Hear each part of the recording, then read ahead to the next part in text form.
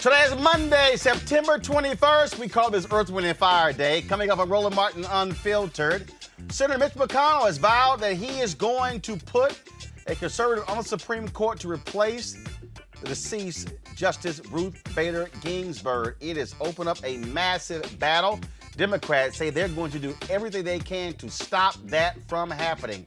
We've got a great legal panel breaking it down. Plus, what does it mean in this fight, in this battle? I've been telling y'all, these thugs do not care about principles. It's about power. We'll break it all down. Also, more than 200,000. We have crossed the 200,000 threshold for folks who have died from coronavirus. How much higher will that number go? We'll talk with a virologist about that.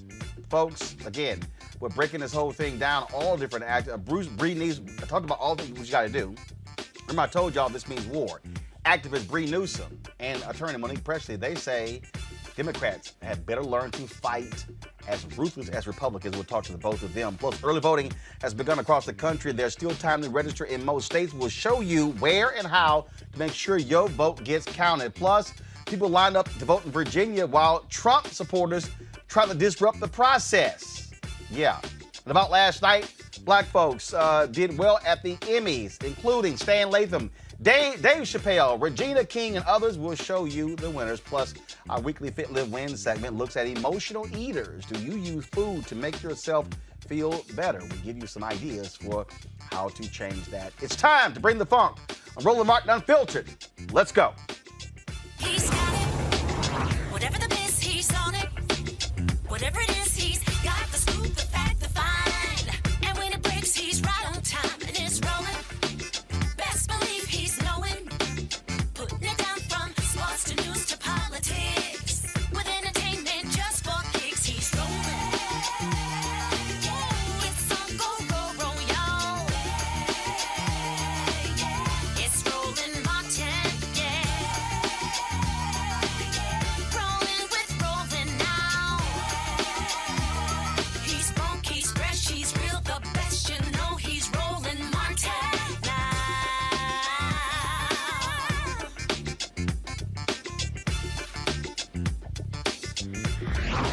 Martin. The death of Justice Ruth Bader Ginsburg on Friday night has opened a massive political fight that will determine the future of this country for the next 40 years. She, of course, died on Friday at the age of 87 from pancreatic cancer. This vacancy, folks, less than 50 days before the election, gives Donald Trump the opportunity to install the third member of the Supreme Court since he has been in the White House. Joe Biden gave a compelling speech yesterday that reflected on the life and legacy of Ruth Bader Ginsburg. He also put emphasis on what's at stake now that she has died. The nation lost a heroine, an icon. They also lost a mother, a grandmother, and a matriarch. It was my great honor when I was in the Senate and chairman of the Judiciary Committee to preside over her confirmation hearings and strongly support her accession to the Supreme Court bench. Justice Ginsburg achieved a standing few justices have or ever will. She became a presence in the lives of so many Americans and a part of our culture. I agree with what others have said, that she did as much to advance the constitutional rights, opportunities, and justice for women as Justice Marshall did for African Americans. Her granddaughter said yesterday, and said publicly, that her dying words were, quote, "My most fervent wish is that I not be replaced until a new president is installed." As a nation, we should heed her final call to us, not as a personal service to her, but as a service to the country, our country, at a crossroads. There's so much at stake. The right to health care, clean air, clean water, the environment, equal pay for equal work, the rights of voters, immigrants, women, workers. And right now, our country faces a choice about whether we will come back from the brink That's what I'd like to talk with you about for a few minutes today. Within an hour of news of her passing, Senate Majority Leader Mitch McConnell said President Trump's nominee to replace Justice Ginsburg will receive a vote in the Senate within an hour of her passing. The exact opposite of what he said when President Obama nominated Merrick Garland to replace Justice Scalia in 2016. At that time, Majority Leader McConnell made up a rule based on the fiction that I somehow believed there should be no nomination to the court in an election year. It's ridiculous. The only rule I've ever followed relating to the Supreme Court nomination was the Constitution's obligation for senators to provide their advice and their consent to a president's judicial nominee. But he created a new rule, the McConnell rule. Absolutely no hearing, no vote for a nominee in an election year, period, no caveats. And many Republican senators agreed with him, including then Chairman of the Judiciary Committee, Chuck Grassley of Iowa, including the current Chairman of the Senate Judiciary Committee, Lindsey Graham of South Carolina, who at the time said, and I'll quote verbatim, here's what he said, quote, "I want you to use my words against me if there's a Republican president in 2016 and a vacancy occurs in the last year of the first term, you can say, Lindsey Graham said, let's let the next president, whoever it might be, make the nomination." Continuing the quote, "And you could use my words against me, and you'd be absolutely right." End of quote. Folks, Senator Chuck Schumer and Congresswoman Alexandria Ocasio-Cortez held a joint news conference yesterday. They stood in front of Justice Ruth Bader Ginsburg's high school alma mater, fighting to honor her last wish. Here's what they had to say. We are here because of Ruth Bader Ginsburg's passing. We are here really for three reasons. To show how unified we are, the Democrats are, in trying to make sure that her legacy is protected. And that's the second reason, to honor that legacy. She was an amazing woman, incredible. In a male-dominated legal establishment, she pushed her way through for brains and strength and fortitude and changed the world for women long before the rest of the world caught up. And when she got to the court, she was able to bring that same equality and strength to so many different people of all different types and kinds. And she was an amazing woman. And so the first reason we're here is for unity, and the second is to honor her legacy, to demand that her last wish be fulfilled by the Senate. She said, "My most fervent wish is that I will not be replaced until a new president is installed." We believe that. So do the American people. Today, a Reuters poll came out and said 62% of Americans agree with her. So that means, that's such a high number, it has to mean that Democrats, Republicans, and Independents all agree that it is only right and it is only fair for us to abide by RBG's last wish, that she be replaced when a new president is installed.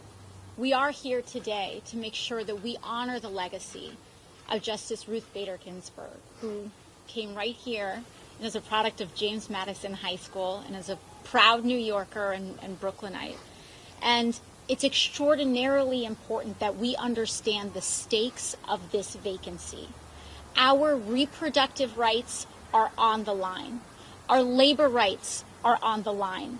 Our right to health care is on the line. Labor and union protections are on the line. Our climate is on the line. With an early appointment, all of our rights, the rights that so many people died for, voting rights, reproductive rights, health care rights, all of those rights are at risk with this appointment. And so we need to make sure that we mobilize on an unprecedented scale to ensure that this vacancy is reserved for the next president. And we must use every tool at our disposal, from everyday people, especially in swing states. We need everyday people to call on senators, to call on folks on the bubble, to call Republican senators to make sure that they hold this vacancy open. And we must also commit to using every procedural tool available to us to ensure that we buy ourselves the time necessary. We must commit to allowing and to considering and to utilizing every single procedural tool available to us, again, to buy that time. Conservatives are pushing hard for them to confirm a justice before the election. Others are saying wait during the lame duck session. Let's break it down. Kristen Clark, President, Executive Director, Lawyers Committee for Civil Rights Under Law. Janice Mathis, she's Executive Director at National Council of Negro Women. Tricia Hofter, President, National Bar Association, and Barbara Arnwine is President, Founder, Transformative Justice Coalition. Kristen, I want to start with you, and that is when we look at this very issue, when we start trying to break this whole thing down. This is about to be a massive fight. Conservatives, they are looking to appoint a young justice. They want to have a 6-3 majority. Forget what they said in 2016. They have thrown those rules out. How do you see this? We're on the brink of a constitutional crisis. We truly are. This is an unprecedented moment in our democracy. We actually have looked back at the history to the founding days of our nation, and never, not once, has there been a confirmation hearing that has taken place as voters were casting their ballots. Election day is not November 3rd. The election has already started. Tens of thousands of people have already gone out and voted during early voting, have cast absentee ballots. And for many of those voters, this is the issue that is number one, that is top of mind.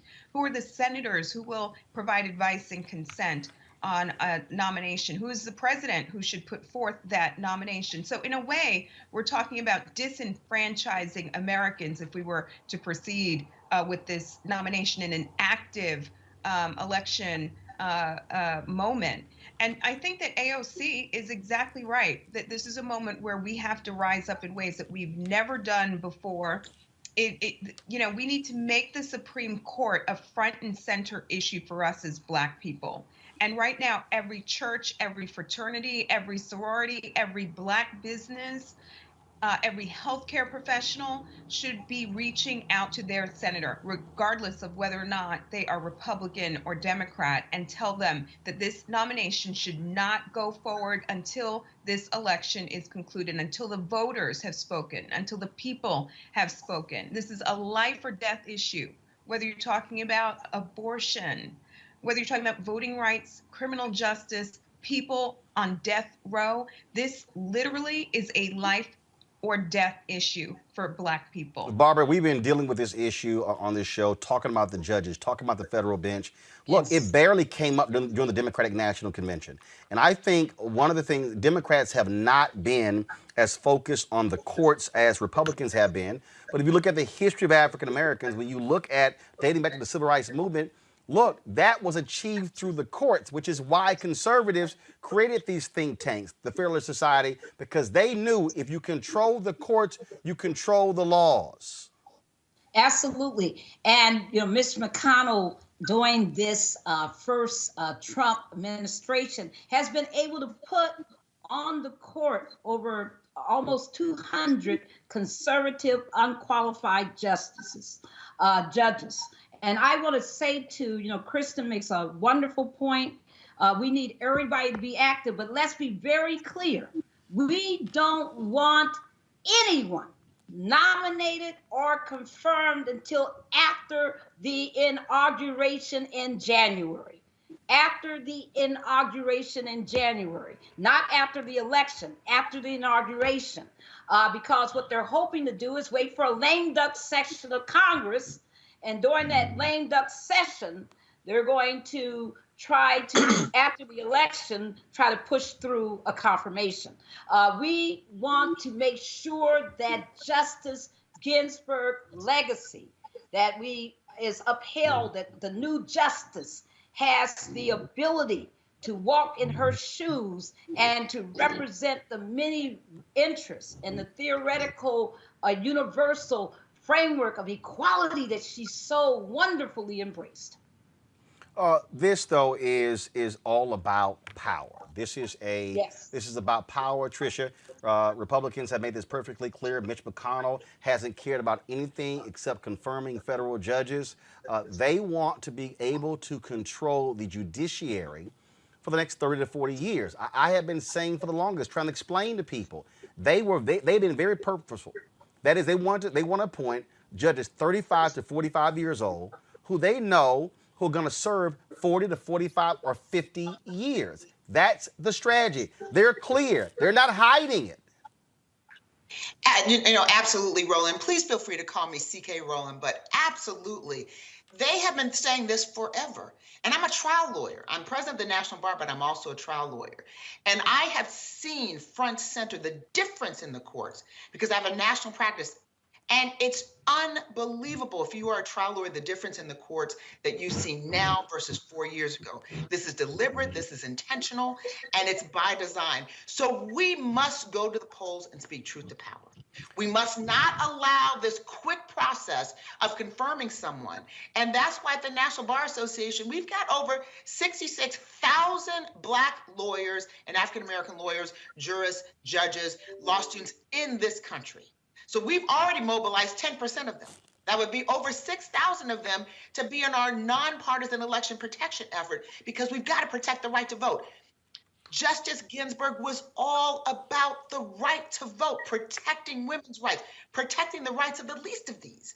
So as African Americans, as women of color, we must stand and fight for her last word, because that's the right thing to do. We don't need to rush through this process. We need to go through the orderly process to vet the candidates, to have our candidates as well.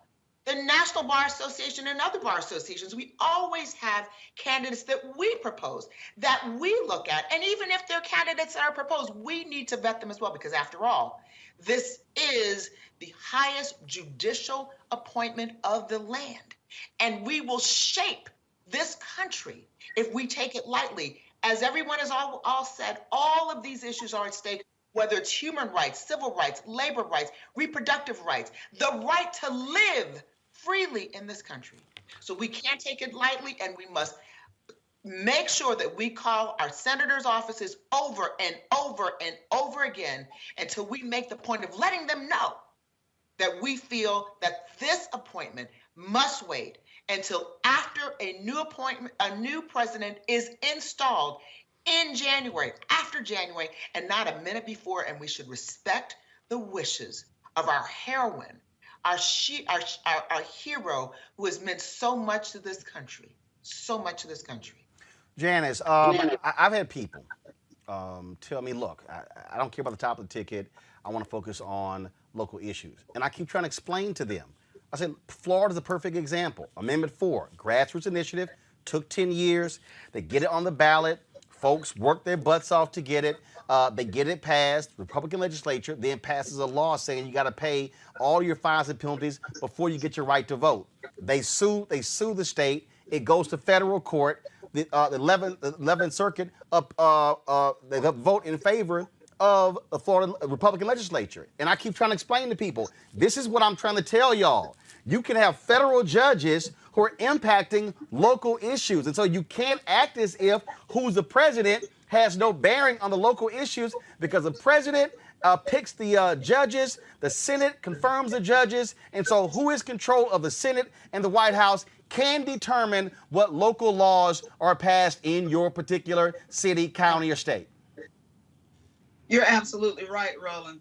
It's great to be in the company of these wonderful lawyers who I've looked up to, CK and Barbara, and I know Reverend Jesse Jackson well. And we've heard him say many times, you live but you live under the law. And there are no narrow Supreme Court decisions, and federal courts have awesome amount of power. But it's almost like we're trying to be distracted. The solution to whether we honor Ruth Bader Ginsburg or whether we retake the Senate, both those paths go through the ballot box. If you care about voting rights, if you care about the environment and doing something about these fires on the West Coast, if you care about the Affordable Care Act, if you care about the right to organize, all of those rights and privileges of citizenship get regulated to one degree or another. Even education get regulated to one degree or another by a federal judicial system because there are federal statutes to be interpreted and federal laws to be enforced. So I would just agree the path is through the ballot box. But I want to challenge listeners who may be from my part of the United States down in the South. You've got Lindsey Graham and you've got Mitch McConnell. And at some point you must ask yourself, why are we so poorly represented? These men have awesome power in the federal legislature, but yet our states consistently lag in education and healthcare and infant mortality and maternal health care. Why are we always at the bottom? Are they too much focused on keeping artificial majorities that they can't represent the people that they're elected to serve? It is a conundrum, and people need to vote their interests. We're not electing friends or family members. We're electing a government and a set of policy choices. And that's what we've got to keep foremost in our minds, to my point of view. Kristen, the thing that jumps out, you talked about those issues, and again, a lot of folks who are on the left keep talking about Roe v. Wade. That is not the only issue we're talking about. The reality is the Supreme Court, as it stands, has had horrible rulings on voting rights. They went along with the voting purge, that lawsuit that came out of Ohio. They went along with to allow political gerrymandering that came out of Wisconsin. And they gutted the Voting Rights Act as well. Also, you put the Affordable Care Act is also in jeopardy as well because the Trump administration wants to throw that out. So we're talking about voting. We're talking about health. We're talking about a multitude of issues and also a Supreme Court. If you have a 6-3 conservative Supreme Court, they are very much pro-business. And so now you're talking about consumer rights as well. There's not a single issue that impacts our lives as Black people that is not touched by the Supreme Court, that is not somehow shaped by the rulings issued by the Supreme Court, by the precedent set by that court. And, it's very remarkable. Over 200 judges installed by Trump in 3.5 years. Some of those nominees were unwilling to recognize Brown versus Board of Education as sacrosanct precedent that they would uphold. Some of those judges had clear records demonstrating hostility when it comes to civil rights and racial justice issues.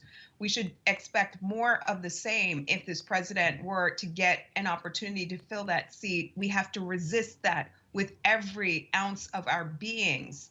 I tell my 16-year-old son that if they succeed in filling this seat, they will be talking about that justice. He will be talking about that justice with his friends well into the time that he is 50 or 60 years old, because President Trump is being very intentional. The short list includes 3 women, one who's about 45 years old. We're talking about our life is literally on the line with this vacancy, and it's time that we rise up and urge these senators to do the right thing, the principled thing, and let the voters speak. Let the voters speak and determine how this vacancy gets filled. CK, final comment from you. How are folks mobilized, or how should they be mobilizing? Should Democrats be looking at putting every single thing on the table? Yesterday, Speaker Nancy Pelosi would not comment on whether or not they would pursue a second impeachment. To me, this is not, hey, we're thinking about, no, this is called, you're at DEFCON 5. Right. We should go for broke. Let me just break it down that way. We should go for broke. We need to act as though our lives depend on this, because in reality, our lives do depend on this. If we think things are funky now or bad now with COVID and the response to COVID and all the other pandemics that we're facing in this country, election suppression, police brutality, how do we think these police brutality cases, if they go up to the Supreme Court, are going to be resolved? If we think things are bad now, We should wait and see what it's going to be like if we don't go for broke. We have to act like we are on our last breath and we're breathing. We need more air to survive, because if we don't, we may very well not survive. We think a lot of young people think, oh yeah, we have the right to vote. No, you don't have the right to vote. The Voting Rights Act has been diluted. We have to protect the right to vote. We have to fight for the right to vote. And the Supreme Court, the U.S. Supreme Court, is going to have a say-so on everything that impacts our lives, especially the lives of Black folk, especially the lives of Black and brown people. So it's a wake-up call. It's a clarion call. We don't have the right to ignore it. So on all levels, Roland, we've got to pull out all the punches. Everyone, lawyers, non-lawyers, some lawyers, it's not about your profession. It's about getting out and doing what's right, getting out and making sure your voice is heard and speaking truth to power. And the only way you can do that in this country is going to the polls. Barbara right Arnwine and I have been saying that scene from Remember the Titans when the coach said, Herman, leave no doubt. There has to be a blowout. This can't be close. The Trump folks are going to contest everything. This is where if you're 18 to 29 and you're sitting there with the lowest vote numbers, this is where, understand, I'm being real clear. If you're 18, I expand, if you're 18 to 35 years old, let's make this real plain. America is going to be a minority country in 23 years.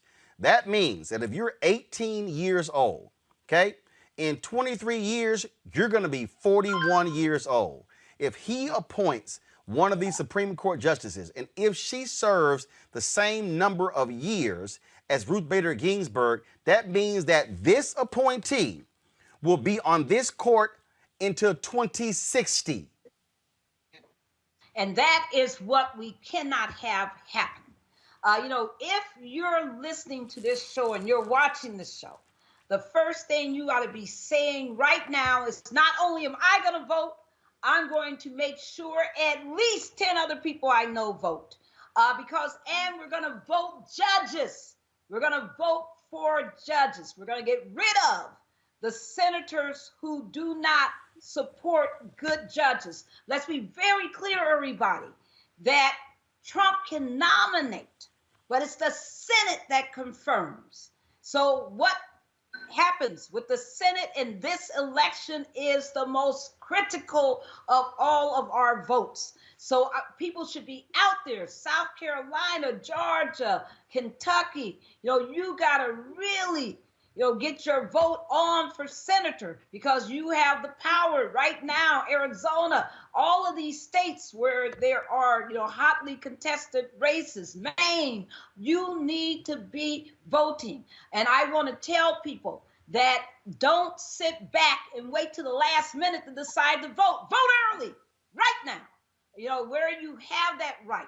If you're going to do it by vote by mail, make sure you do it correctly. 6% of all Black ballots are being discarded in North Carolina because people need to follow those instructions. They need assistance. That's why we're going to have CK? We're going to have 3,000 to 5,000 Black lawyers out there helping with election protection, because we know that our vote is determinative. Remember that in April of this year, the most important decision that came down from this court was RNC versus DNC. And in that case, in April, even though she was very ill, Ruth Bader Ginsburg wrote a searing dissent and said to the court, to the majority of the court, that you are denying people's voting rights. You're disenfranchising our voters, and that you got to do better. So we need that voice. We need that fight, because if they take away our voting rights, it's going to be an impossible world to live in here in the United States. We have to vote, people. Vote with everything you got. Put it all on the line. Not only do you vote, you get others to vote, and you go out there and you help others to vote. Everything you do, the churches, the civic organizations, the Greeks, everybody. We need you in this fight right now. This is, look, at the end of the day, look, Janice, we have some of these ads. Anybody who is trying to sit here and trust anything that a Republican said in 2016 is a waste of time.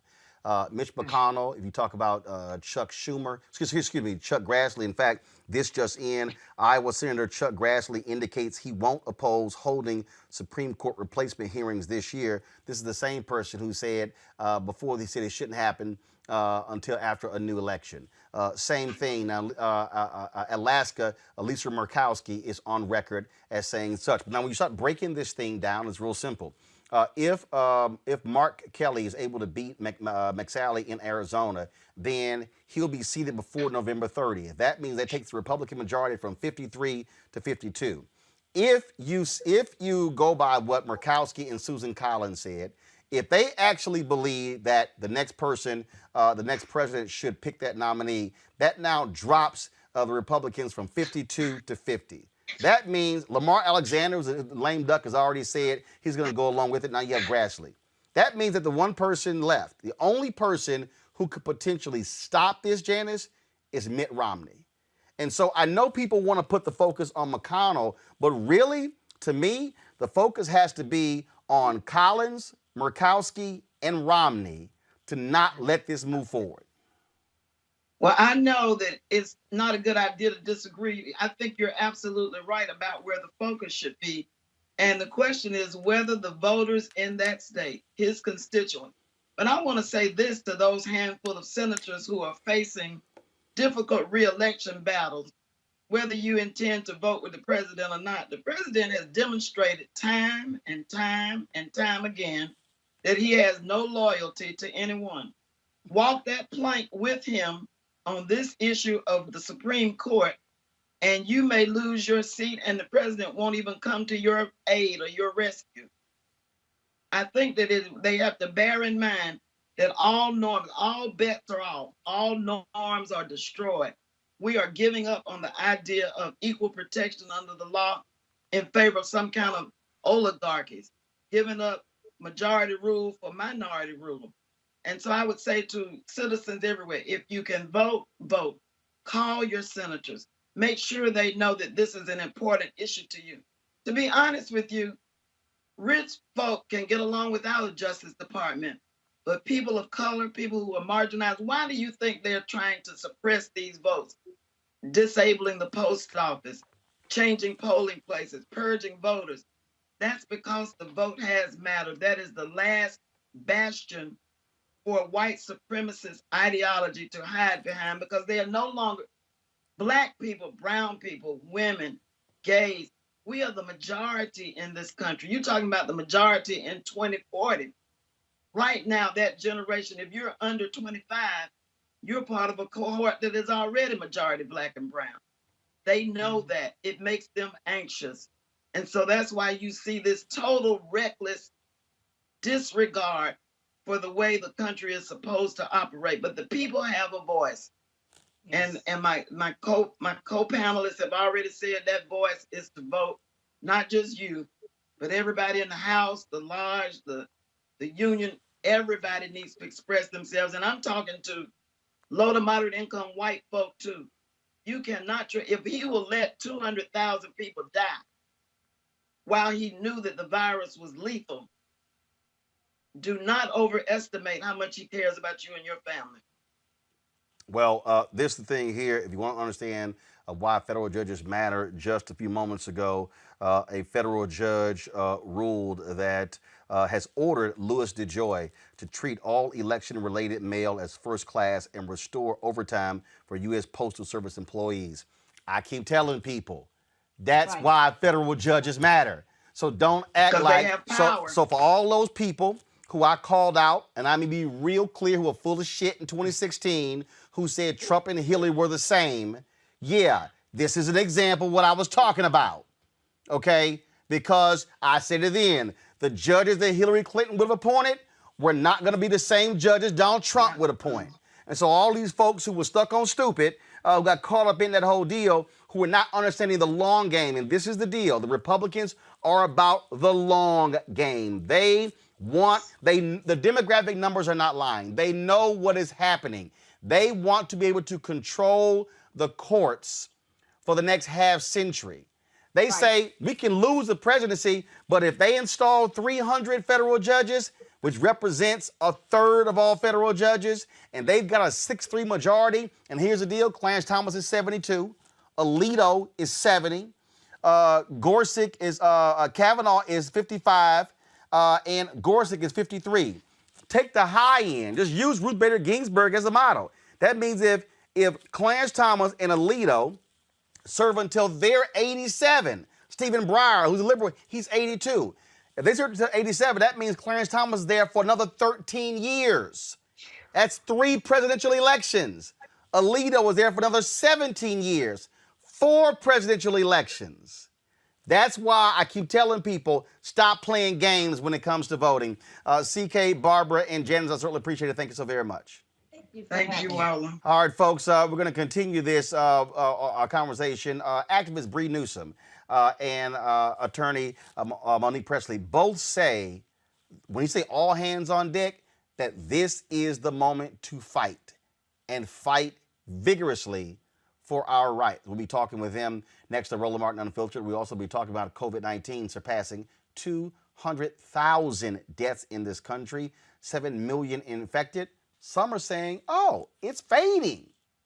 Really? That's next on Roland Martin Unfiltered. As our community comes together to support the fight against racial injustice, I want to take a second to talk about one thing we can do to ensure our voices are heard. Not tomorrow, but now.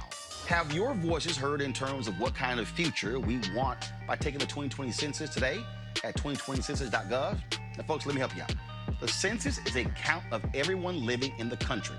It happens once every 10 years. It is mandated by the U.S. Constitution.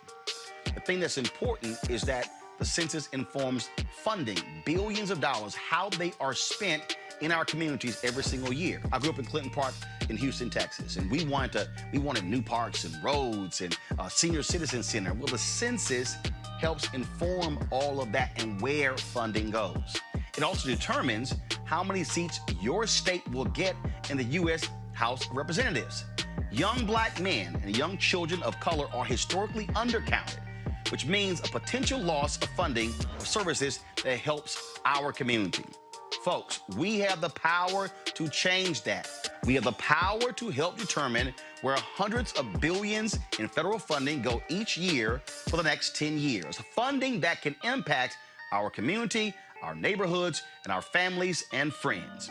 Folks, responses are 100% confidential and can't be shared with your landlord, law enforcement, or any government agency. So please, take the 2020 census today. Shape your future. Start at 2020census.gov.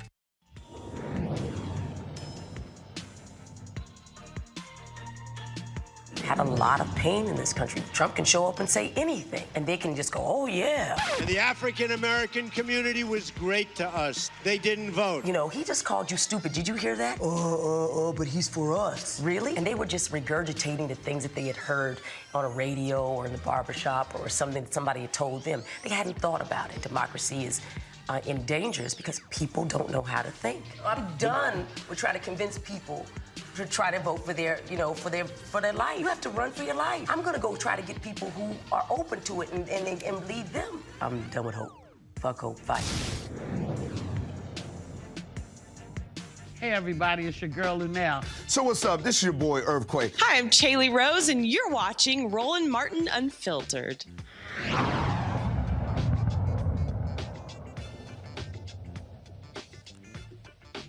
Folks, 42 days until Election Day, but the reality is we've already started voting. Early voting has also been taking place in various states as well. Ballots have gone out 2 weeks ago in North Carolina. We want you to please go to vote.org. I cannot implore you enough. I've had multiple people send me text messages and emails as well stating that they thought they were registered until they checked, and now they realize that they have been purged. And so please go to vote.org to check that first. If you have not registered, the deadlines are coming up. You must get registered, folks. This is huge. I'm telling you, you do not want to be waiting. Here are the deadlines. 28 days before November 3rd, Alaska, Arizona, Arkansas, Florida, Georgia, Indiana, Kentucky, Louisiana, Mississippi, New Mexico, Ohio, Rhode Island, South Carolina, Tennessee, and Texas. 20 to 27 days before the election. Delaware, Kansas, Massachusetts, Missouri, New Jersey, New York, North Carolina, Oklahoma, Oregon, Virginia, West Virginia. 15 days before the election, Alabama, Nebraska, Pennsylvania, South Dakota. Folks, that is look, we can sit here and talk all day. We can sit here and say, well, hopefully Murkowski, hopefully Romney, hopefully Susan Collins will do the right thing. When you put your trust in them, you got problems. Let's go to my panel. Gary Chambers, Jr., publisher of the Rouge Collection. Dr. Avis Jones-DeWeaver, political analyst. Mustafa Santiago Ali, PhD and former senior advisor for environmental justice with the EPA. This, Avis, and again, I have been ringing the alarm and yelling and screaming and been doing this since the moment Trump got elected. All of these damn people out here who was saying that bullshit in 2016, leave the top of the ticket open. Hey, Trump and Hillary, they're the same. They're no different. Guess what? I said it then. I don't care what you had to say about Hillary Clinton and super predators and her emails. She was not going to appoint the same type of judges as Donald Trump.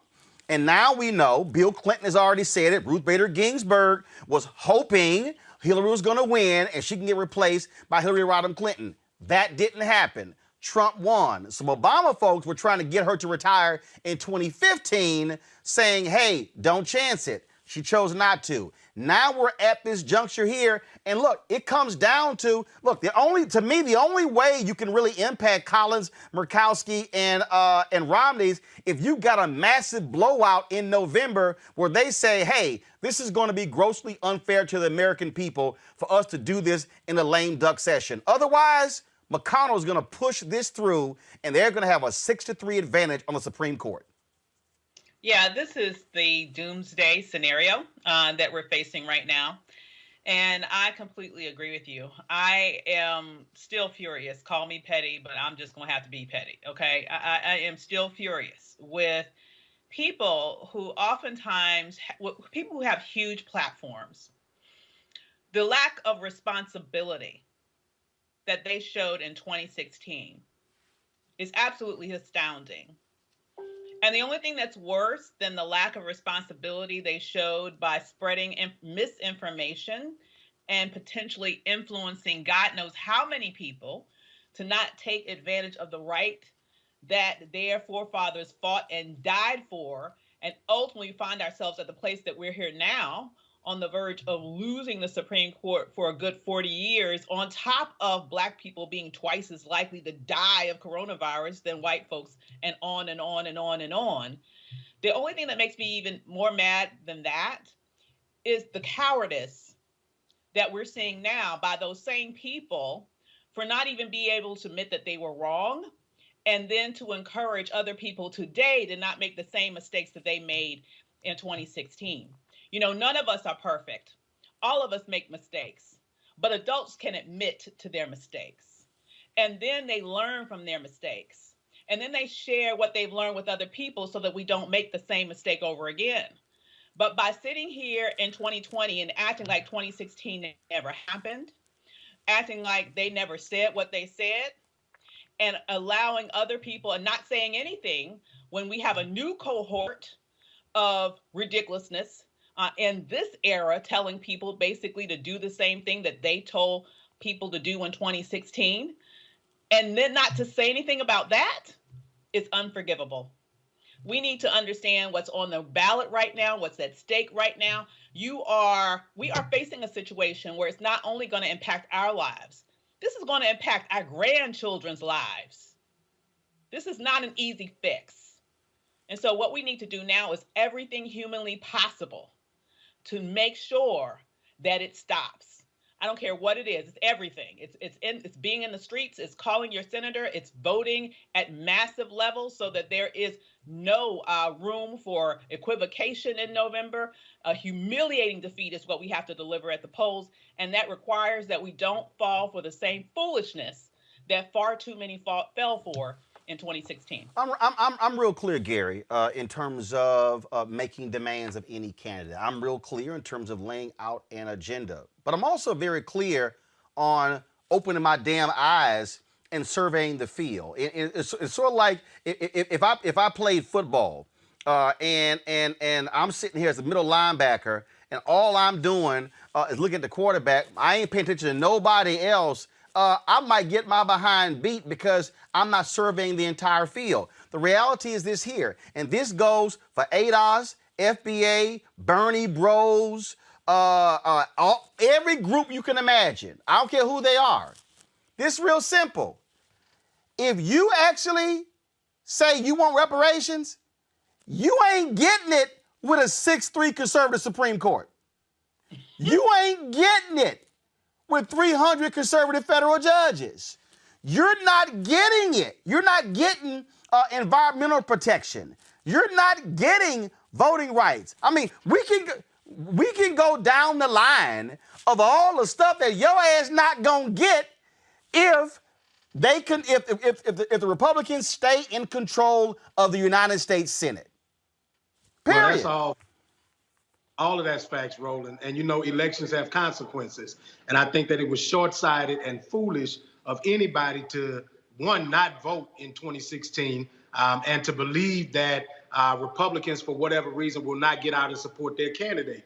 You know, I concur with the sister. I think it's foolish. And as somebody that's 35, right, in that age demographic where my generation is not as active in voting, you know, many of them don't want to hear, you know, the age-old things about who sacrificed. But the real deal is you are screwing yourself by not voting, right? Because when you talk about all that's at stake, when you talk about the future of education for your children, when you talk about the future of healthcare in your community, when you talk about your ability to vote, right, if you so choose to, when you become a property owner, start paying some taxes on some property, right? And then your concerns are on the ballot, I think people will then take this more seriously. But when you look at what happens, the courts are where major decisions are made. And it's also, it can be weaponized against us, right? The courts can be weaponized against us at any point. And conservative justices who believe that the Black Lives Matter movement is Marxist and all of these different things like that, they will take that ideology to the bench and they will use it against us. And so for those of you who want to be able to peacefully, freely protest when the government has done something against your will, for those of you who want to marry whomever you love, for those of you who want to be able to have civil rights protections, to live where you want to live without being discriminated against, this is where it happens at. It happens at the bench. And so if there was anything for us to be concerned about as young Black people, it is how do we stabilize this thing by showing up? And leaving this to the older generation is how we got here. If you're not satisfied with the nominees at hand, the primary process is where we do that part, okay? We have gone past that, we lick our wounds and we move on. The bigger question for me is, are we gonna be mad at ourselves because we didn't go vote right now, or are we going to strategize and do the work over the next 4 years to ensure that we have a candidate of our choosing? It's not about, like you said, Roland, this is the long game. And so if we're going to play the long game, we got to be dedicated, we got to be organized, and we got to strategize for the long game. And you don't just pick your toys up and go home because you didn't win in the primary. We got work to do. Mustafa, I had a young brother text me over the weekend, tweet me over the weekend. He said, see, y'all older folks, y'all the reason why this happened. I said, bro, let me be real clear with you. I said, I'm 51. I'll be 52 in November. I said, you're in your 20s. I said the likelihood of me hitting 90 is rare. Not many people hit 90. Let's just be real clear. I said, your ass gonna be 60. I said, so you might want to invest in this thing to sit. I said, it sounds dumb and I'm sorry, it sounds dumb for anybody 18 to 35 to say, well, y'all need to pick better people for me. No, your ass need to be picking people for you.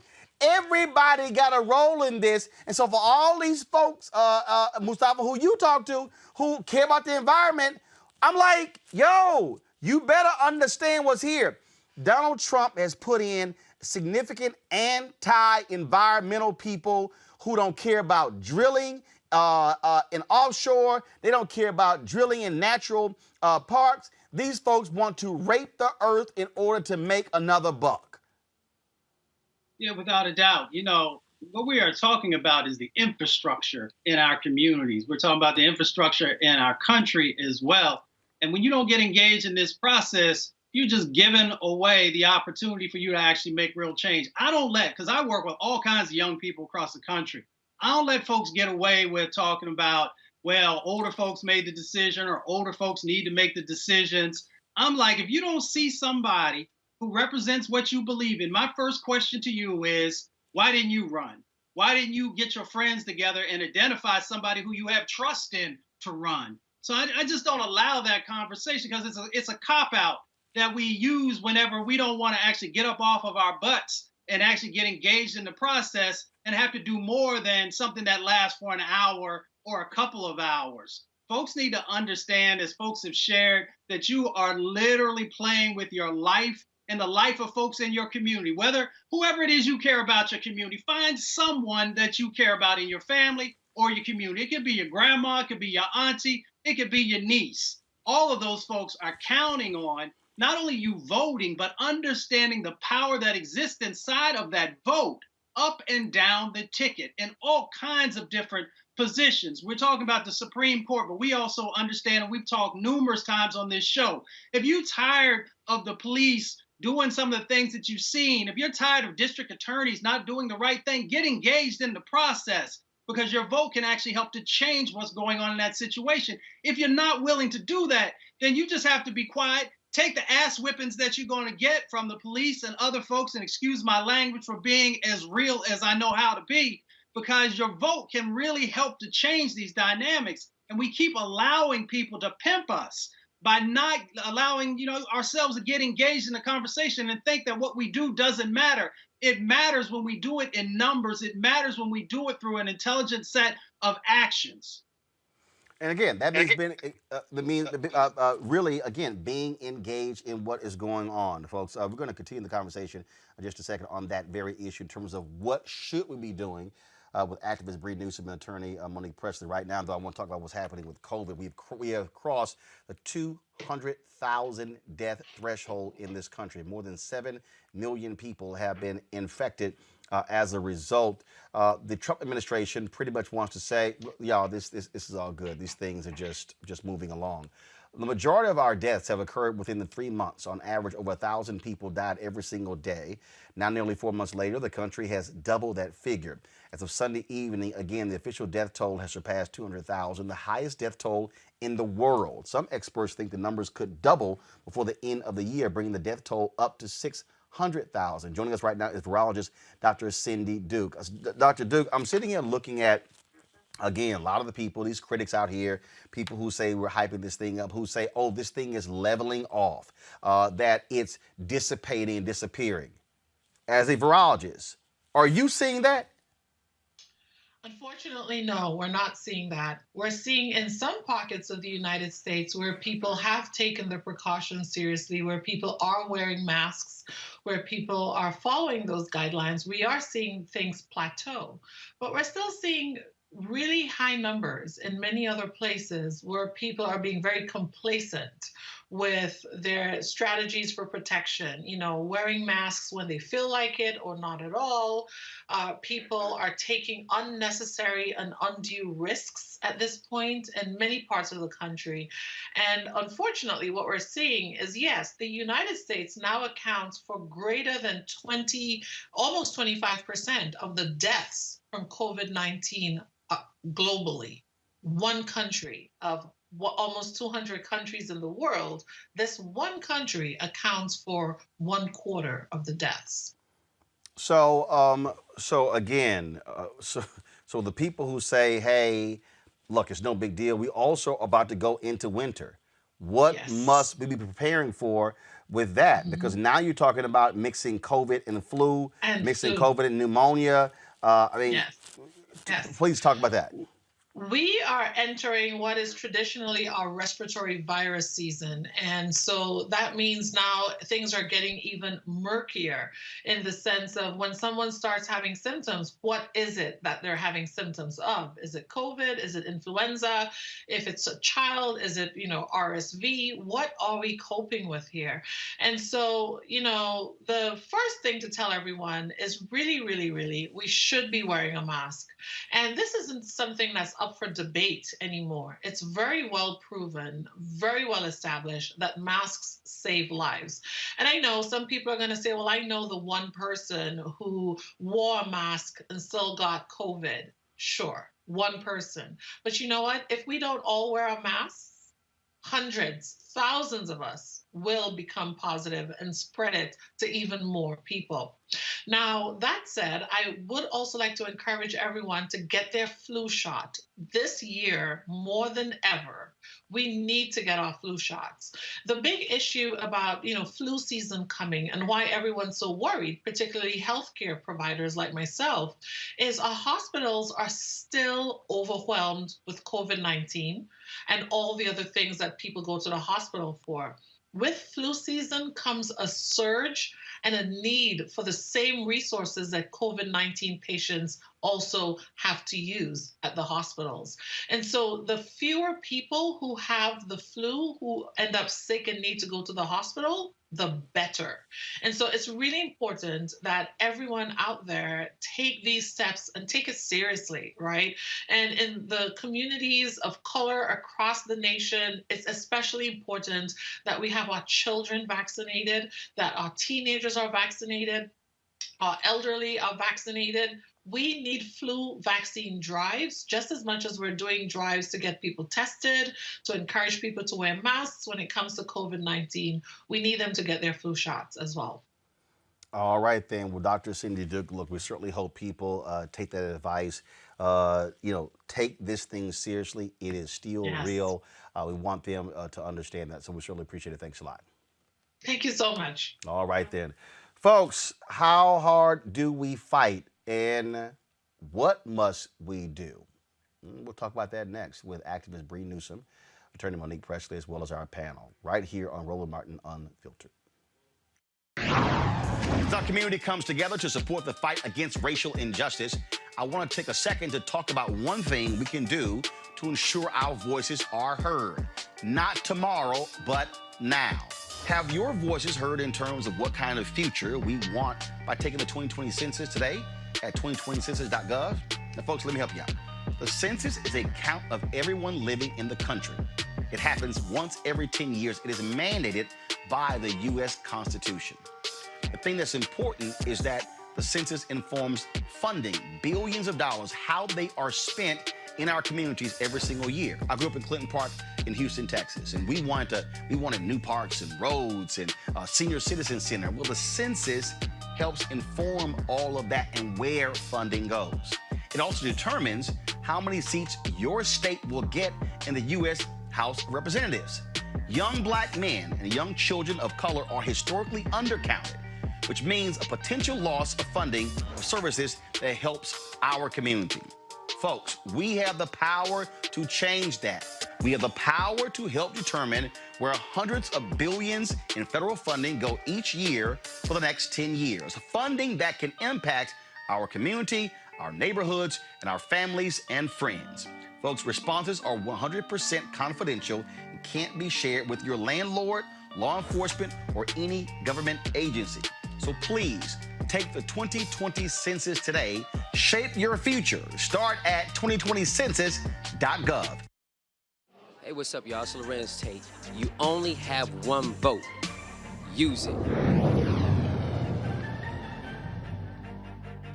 Hey, I'm Antonique Smith. Hey, I'm Arnez J. Hi, this is Cheryl Lee Ralph, and you are watching Roland Martin Unfiltered. I mean, could it be any other way? Really? It's Roland Martin.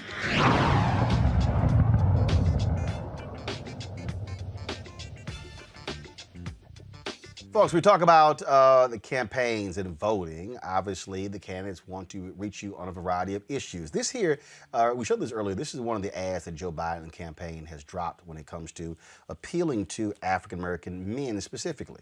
I'm Joe Biden, and I approve this message. When it comes to criminal justice reform, history has not been on our side. I feel as though the nation has become desensitized to these things, but Black people have not. It's true pain, it's real loss when people die.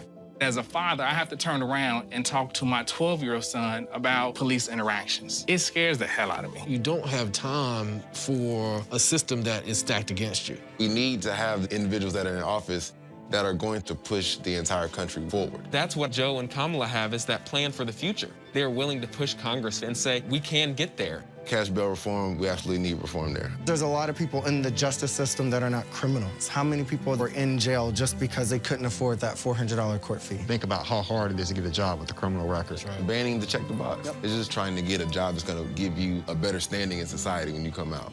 Joe and Kamala uniquely understand. Those are the things I do trust them with. They are the candidates who lead us to that future.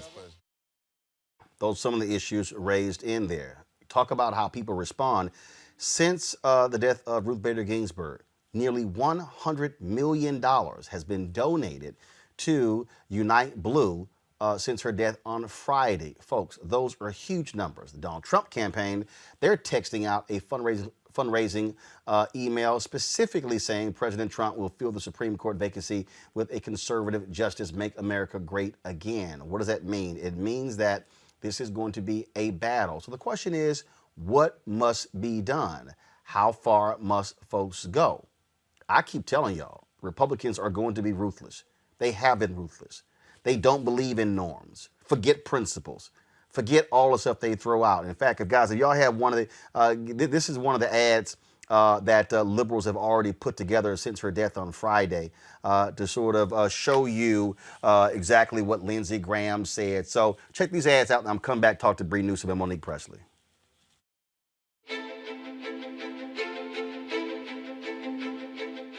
I want you to use my words against me.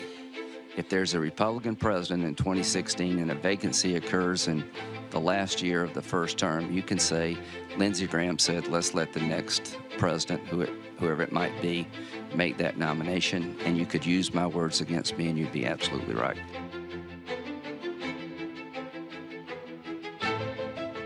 The next president, whoever that may be, is going to be the person who chooses the next Supreme Court justice. I believe the next Supreme Court justice ought to be chosen by the American people through the election of the next president. This is about principle, not the person the president has nominated. And it's why the majority of the Senate has chosen to use this unique situation as an opportunity to let the American people have a voice. And the only way to empower the American people and ensure they have that voice is for the next president to fill the nomination created by this vacancy. The confirmation of a lifetime appointee to our nation's highest court is far too important to become entangled in the partisan wrangling during a presidential election year. There is a long tradition that you don't do this in an election year.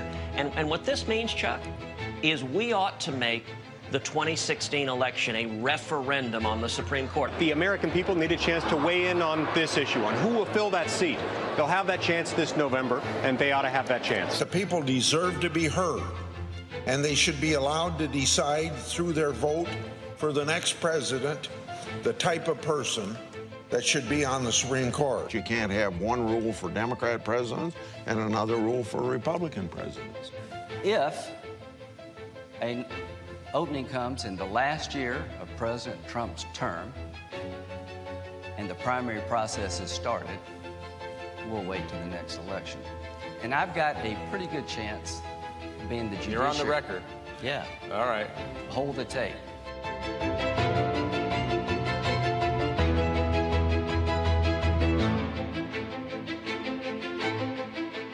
This is the last year of a lame duck president. And if Ted Cruz or Donald Trump get to be president, they've all asked us not to confirm or take up a selection by President Obama. So if a vacancy occurs in their last year of their first term, guess what? You will use their words against them. I want you to use my words against me. If there's a Republican president in 2016 and a vacancy occurs in the last year of the first term, you can say, Lindsey Graham said, let's let the next president, whoever it might be, make that nomination, and you could use my words against me, and you'd be absolutely right.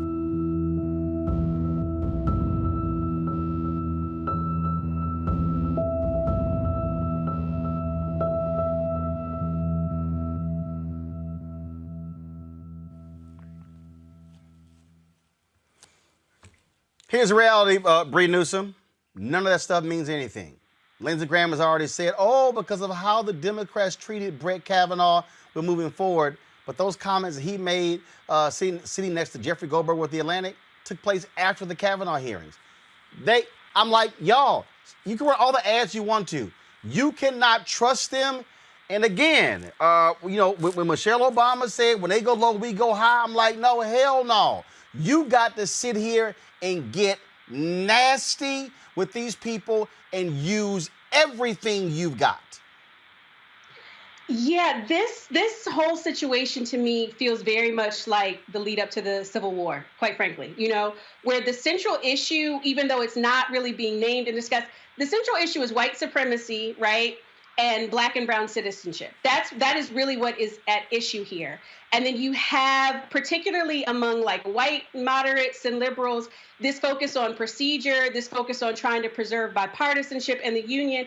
And the other side has completely thrown that away. They're already ready to secede, right? They're already ready to overthrow the entire project, rather than have a multicultural democracy. And so it's very much like that time period where Lincoln is focused on preserving the Union, as though that's going to be able to hold the whole thing together. And so I completely agree with you. Like, I think this idea that we are dealing with anything other than an aggressive fascist takeover of our government is in denial. Monique Presley, forget all the people who are saying, oh my goodness, this isn't normal, this isn't right, it isn't fair. They don't care about fair. They care about winning and power. No, yeah, that's the only thing that matters for them. And I agree with Bree. I saw the thread that she posted on Twitter earlier today, and it was historical, but it was also present in that it was kind of an action call. We have to get where they are, and I don't know why we're late. We have more at stake. We have more to lose. We have more on the line. And so it can't be about the battle for who wants power and who wants to live with integrity. Righteousness means we get this right. And so it really is by any means necessary at this point. And that doesn't mean that we're doing something we shouldn't do. There's right, there's wrong, and there's politics. If you can't play in the political lane, then you have missed the entire thing. So I need the people who are supposed to be leading us, who we have elected to office, to do their jobs as politicians who've been there for 10, 20, 30, 40 years and get this done for Black and brown women, for people who are poverty stricken, for people who will be the most affected if the Supreme Court ends up being a 6-3 in favor of conservatives. Bree Newsom, you tweeted this here. The liberals and moderates making arguments about what constitutes proper and normal procedure because they think that's the number one concern in the midst of a fascist coup and genocide are the ones who will get us all killed. You also said, I've never seen a group of people so desperate for camaraderie with an opposition that keeps telling them to go F themselves. When do you ever see Trump and Republicans talking at length about a need for bipartisanship or longing for such? It's real simple, Bree. Republicans only yell about bipartisanship when they're in the minority. And when they get in the majority, they rule. And so what should be the posture, Bree, of Black folks? Look, it's 44 days to the election. We're trying to get people registered. You've now got the governor of Florida saying he's going to put forth a bill that if any property is damaged during the protest, not make that criminal. You've got folks in Tennessee passing a law that says, oh, if you out there protesting and you do something we don't like, we're going to strip your right to vote. That's what these folks are about. Yeah, I mean, we have to do everything we can. And I think that the issue really has never been what Black people do. Like there's this constant effort to try to frame it as though, you know, white supremacy persists because of some failure on Black people to turn out to vote. We are jumping through hoops. We are doing everything that we possibly can, and that's what we need to do, and we need to do more of that. But we also have to do exactly what Ms. Presley was talking about. We have to be on these folks who are in elected office. Like the lip service that they are paying right now is not enough. And I mean that very literally. When I say they will get us all killed, I mean that. Like, I am referencing history in terms of like how this has gone in the past.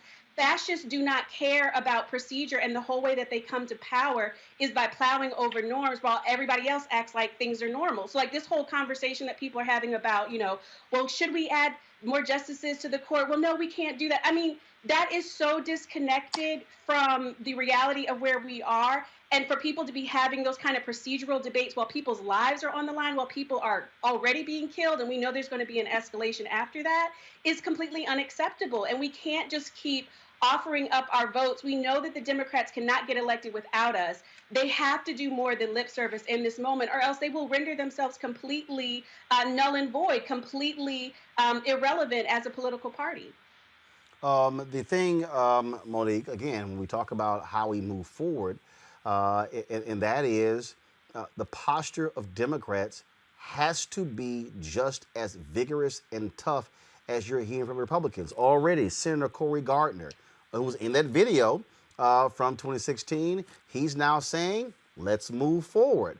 He's in a very tight battle with John Hickenlooper. So, look, he thinks this is going to help him with conservatives. It's going to hurt him with independents. And here's the deal. Even if Republicans lose the Senate majority on November 3rd, they still going to have power through the lame duck session. And so, Monique, what should be our position moving forward? What should folks be doing? All right. So look, I want to make an important distinction here, Roland. We are not answering their ugly for ugly. We're not answering their low for low. The GOP, for the past however many years, some would argue decades, have stepped outside of the rules, outside of the norms, have broken every single constitutional rule of law, policy norm that we know of in order to grab power. We are not doing the same thing.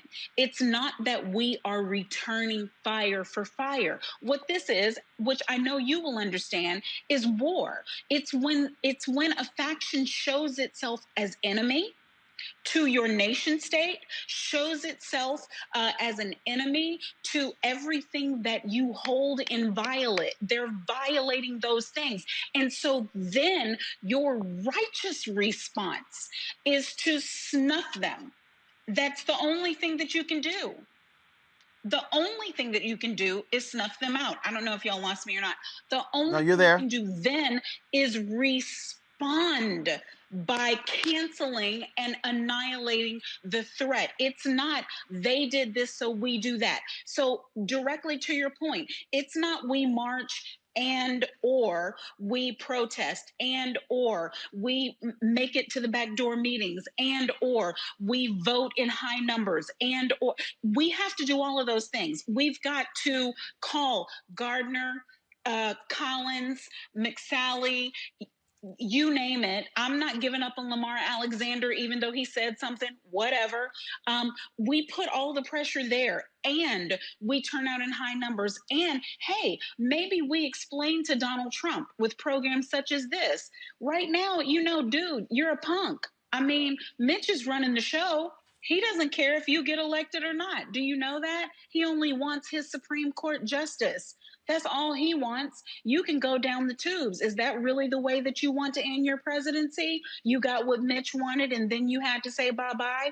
Maybe you want to wait, President Trump, and campaign on this for a minute and see if it can get you reelected instead of letting Mitch have everything that he wants. I mean, that's just me. That's what I'm saying. Maybe people will join. I'm going to pull in our panel here.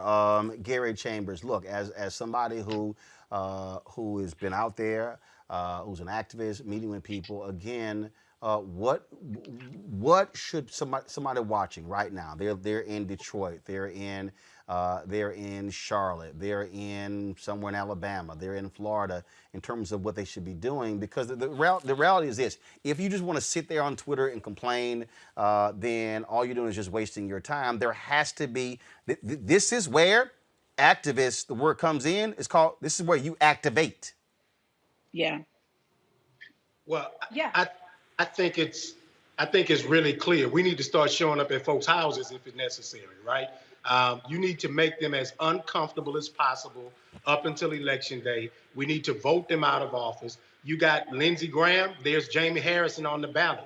Every black person in South Carolina needs to be doing everything they can to ensure that Jamie Harrison becomes the next United States Senator for South Carolina. Make our votes count, but make them uncomfortable at the same time, too. If they are in a restaurant, if they are at a rally, you need to be in their faces. They need to see you. They need to know that you are there. They need to know that you give a damn, and they need to know that you will not be quiet while they rob this democracy of the due process that it's supposed to have. And that is righteous indignation. And when you have the right side of history on your side, you stand up and you do so without hesitation. And so I think that we need to be making folks uncomfortable. I think that we need to be dogmatic about it. I think we need to be talking to their underlings who are state representatives and state House members and city council members and telling them that you need, when you go into those Republican meetings, you need to let them know that you're going to cost me this election if you do this. You need to let them know that not just the presidential election, not just the U.S. Senate elections in your states, but down ballot, your congressional races. You need to make it uncomfortable for members of Congress so that they roll over to the Senate and say, look, you're going to cost us the majority or the ability to gain more seats in this House. You need to talk to people who are on city councils and say, you're going to lose your council seat if you're not having conversations with your senators to tell them that this is unacceptable. The thing here, to that point, Avis, there were protesters this morning, early this morning, who met Lindsey Graham exactly where he lives. They were out there banging pots and pans this morning, saying, okay, so you want to go back on your point of view? We're going to make your life uncomfortable. Absolutely. And I say, amen, amen, amen. They need to keep doing that. I mean, and I have to agree with my sister. Listen, each and every lever of power that we have at our disposal, we need to display and we need to utilize it. And that means, as a citizen, everything that you can do in the streets and in terms of putting pressure on your elected officials via calling them and all those other means. But also, I would argue that our elected officials, after this election is over, hopefully we will take the Senate, all right? And that means we need to be bold about doing what we need to do with the laws in order to correct course here. And for me, that means everything from statehood to Washington, D.C. and Puerto Rico to making sure that we have even extra seats on the Supreme Court to counteract this imbalance. If they want to play hardball, they need to learn that we can play hardball too. And this is the thing here, Monique. This is the letter for Lindsey Graham decided to send today to his to Senators Dianne Feinstein, Leahy, Durbin, Whitehouse, Klobuchar, Coons, Blumenthal, Hirano, Booker, and Harris. In his letter, he writes, he says, because our Senate majority committed to confirming President Trump's excellent judicial nominees, and particularly because we committed to supporting his Supreme Court nominees, the American people expanded the Republican majority in 2018. We should honor that mandate. Also, unlike in 2016, President Trump is currently standing for re-election. The people will have a say in his choices. Lastly, after the treatment of Justice Kavanaugh, I now have a different view of the judicial confirmation process. Compare the treatment of Robert Bork, Clarence Thomas, Samuel Alito, and Brett Kavanaugh to that of Ruth Bader Ginsburg, Sonia Sotomayor, and Elena Kagan, and it's clear that there already is one set of rules for a Republican president and one set of rules for a Democratic president. I therefore think it is important that we proceed expeditiously to process any nomination made by President Trump to fill this vacancy. I'm certain if the shoe were on the other foot, you would do the same. Look, you know, and so all that crap he said, we played in the video, means nothing. And again, the only way you can change this is if you take them out. That is Harrison beats Graham. That is Espy beats Cindy Hyde-Smith. That is, these idiotic, dumbass Democrats in Georgia need to drop out the damn race so Raphael Warnock can actually be in the top 2 running against Kelly Loeffler to be in the runoff, as opposed to her coming in first and Representative Doug Collins coming in second and locking them out. That means Cunningham beats Tillis in North Carolina. That means Kelly beats McSally in Arizona. That means Susan Collins goes down in Maine. Ernst goes down in Iowa. It has to be a resounding defeat, not close. It has to be a resounding defeat, yes. And one of those that you named, obviously, is to me more. We've had this conversation the past 24 hours. Arizona is more important to me than the rest in terms of what might happen because it's immediate with regard to this appointment. But here's, I want to put a pin in it and say this. My favorite movie of all times is The Untouchables. And there's this scene where Sean Connery throughout, but when he is about to die, says, "What are you prepared to do?" to the Kevin Costner character. And, they're trying to take down Capone. Yes. Actually, the scene when they were in the church, and then he said everything within the law, and he says, then what are you prepared to do? What are you prepared to do? And so what I am saying, because I can't ask a question of anybody else that I'm not asking of myself, what are you prepared to do? And I'm prepared to get in some good trouble. So I'm not just going to be talking. I'm not just phone banking. I'm not just calling. I'm prepared to be in front of the Supreme Court, in front of the White House, because that's what I'm close to. I'm putting my body on the line. I'm going to have a mask, but if they lock me up, they lock me up. Somebody have my bail, because this is that important. I'm not saying they need to march. I'm saying we need to march. I'm not saying they need to protest. I'm saying we need to protest. We need to boycott. Listen, we will have a President Biden and a Vice President Harris, and we will have no voting rights. We will have no Brown v. Ed. We will have no Roe v. Wade. Y'all need to hear me and hear me plain. What we do November 3rd matters. And what we do between now and November 3rd and what we do after, whenever this vote is, right? Whatever our powers are, I need Sister Bree to go up the flagpole once more and again, because whatever it is, I agree with my sister Avis. Now is the time. But here's the deal. So this is the Sunrise movement. This is the video where they were outside Lindsey Graham's house early this morning, banging pots and pans, waking up him and his neighbors. Bree Newsom, I'm going to bring Gary, Mustafa, and Avis back in this well. Bree, this is also where, if you're Democrats, this is where you say, okay, y'all approve her? Go right ahead. We get control of the Senate. We are expanding the Supreme Court. That's going to happen. Oh, yeah. Two, D.C. is about to become a state. Okay? And they're going to get 2 United States senators. This is not, to me, this is not Chuck Schumer saying, hey, everything's going to be on the table. No. This is where they say, listen to me clearly. You make this move, we are going to expand the court. And guess what? Joe Biden can talk all he wants to about, okay, bipartisan, I disagree. We're going to pass the bill and dare your ass to veto it. Because guess what happened in Arizona? The Republicans did the very same thing in Arizona. They increased by 2 seats on the Arizona Supreme Court to maintain the majority. In North Carolina, when the Democrats got control of the Supreme Court, Republicans actually tried to strip the Supreme Court of its power and give it to the court below them. That's how they play ball, Bree.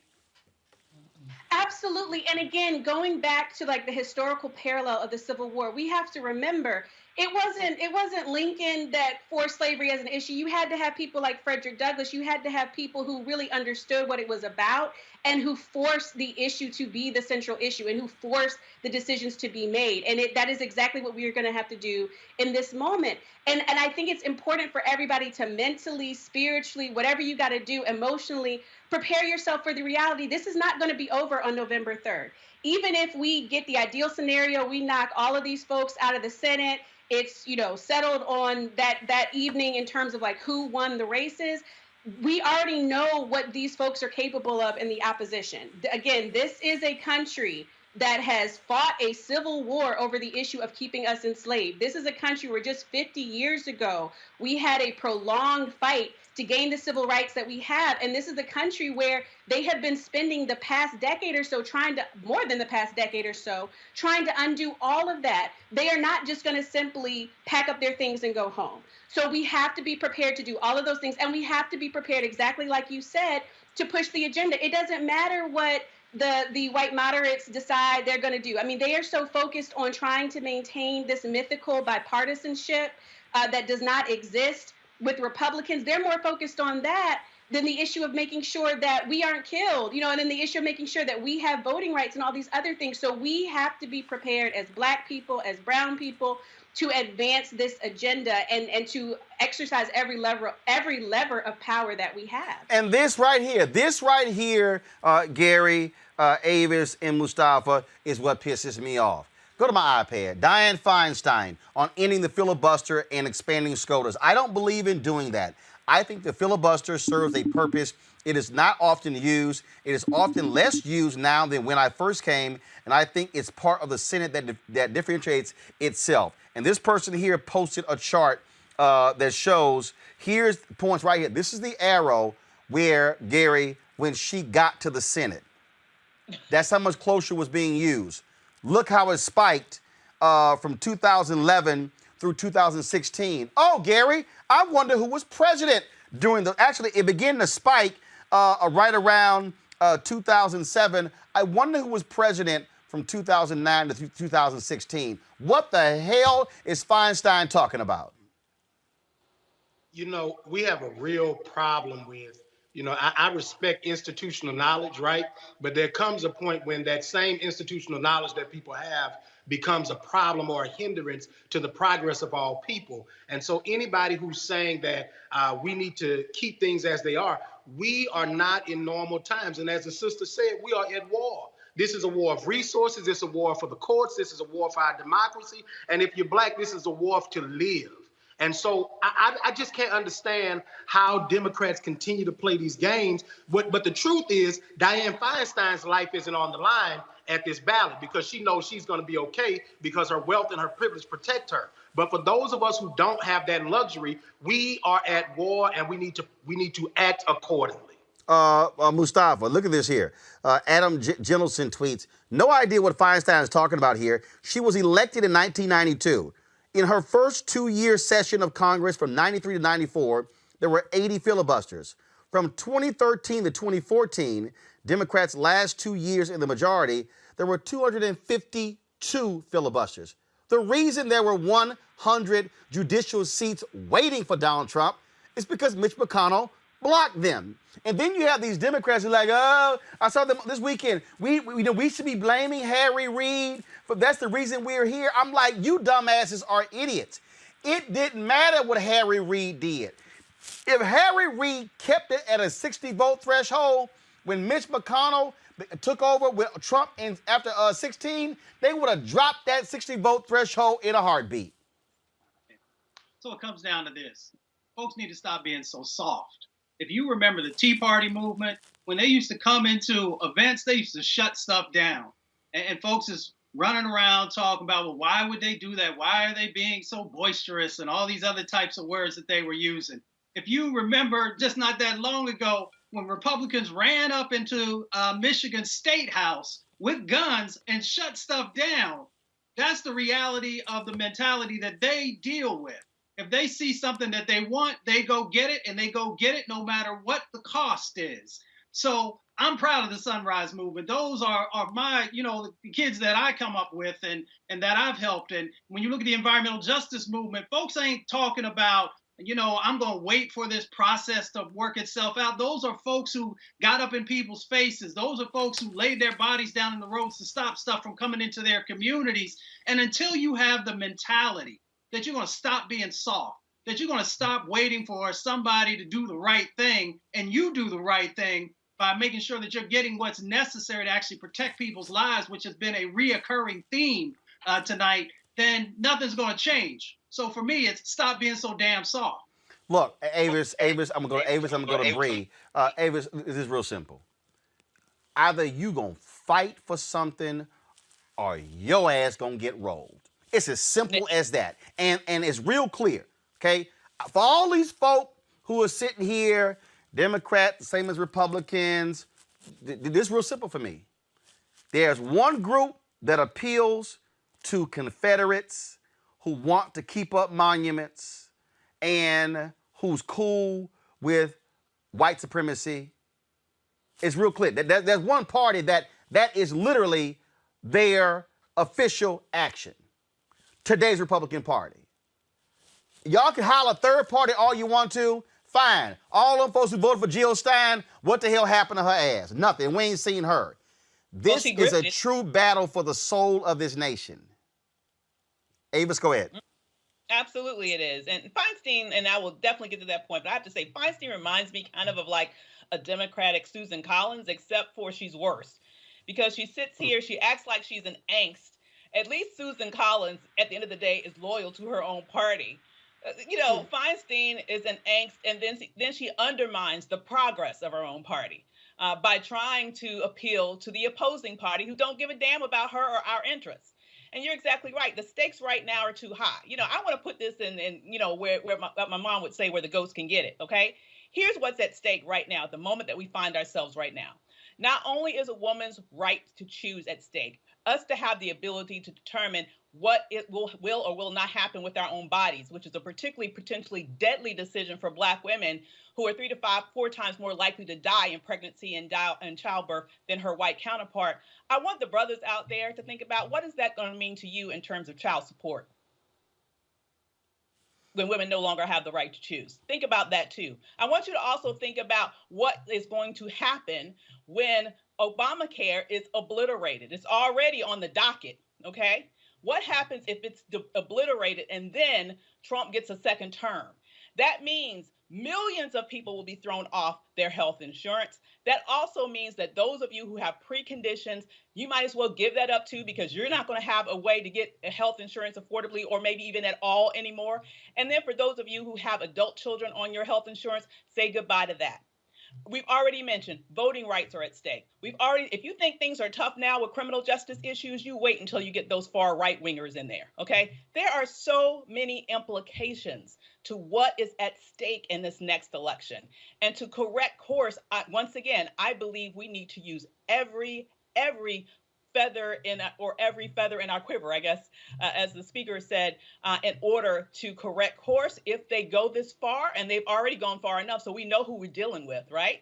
And that to me means taking charge when we get in the Senate, which means getting everything in order to make sure that we correct course from everything from the Supreme Court all the way to statehood, DC statehood, and everything in between, because we cannot let these people drag this nation down into an autocracy, because that's exactly what they're trying to do. Bree Justin, a federal judge in Battleground, Wisconsin, extends the deadline to receive absentee ballots for 6 days beyond the election there. Again, why judges matter. One of the other reasons, Bree, why they want this Supreme Court justice seated before the election is because if this thing turns out to be like the year 2000, which is also why I keep telling every person with, you got to leave no doubt, they want another Bush v. Gore, where a 5-4 conservative Supreme Court gives the election to the Republican nominee.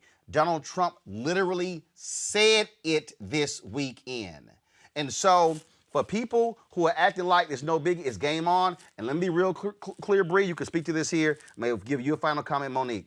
For every single one of these punk-ass black men who are falling for this nonsense about the First Step Act, let me remind y'all that it is a conservative state Supreme Court in Louisiana that affirmed a life sentence for the brother who was accused of stealing some shears. It is the state Supreme Court in Florida that affirmed the Republican law that allowed them to invalidate Amendment 4, saying you got to pay all your fines and penalties.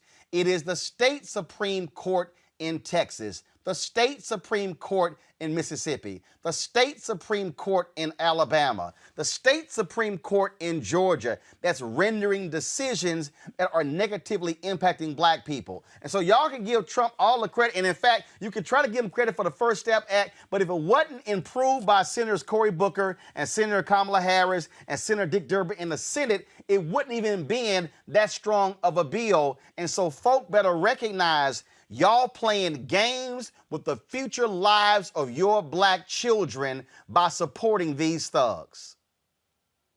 Again, I will end with where I began. This is about the modern Civil War. This is about white supremacy, right?